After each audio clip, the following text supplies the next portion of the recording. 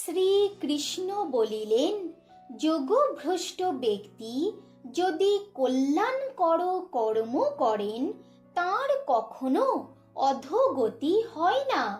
পরজন্মে তিনি সদাচার সম্পন্ন ধনীর গৃহে জন্মগ্রহণ করেন, অথবা যোগিনাম এব কুলে ভবতি ধীমতাম এতৎহি দুর্লভতরং লোকে জন্ম যৎ ঈদৃশম। অথবা যোগভ্রষ্ট পুরুষ জ্ঞানবান যোগী গণের কুলে জন্মগ্রহণ করেন। দ্বিতীয় প্রকার জন্ম জগতে অতি দুর্লভ।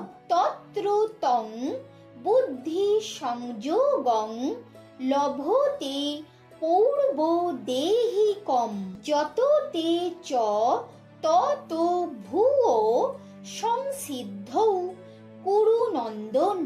হে কুরুনন্দন, যোগভ্রষ্ট পুরুষ সেই দেহে পূর্ব জন্মের সুকৃতির ফলে মোক্ষপর বুদ্ধি লাভ করিয়া সিদ্ধি লাভের জন্য অধিকতর প্রযত্ন করেন।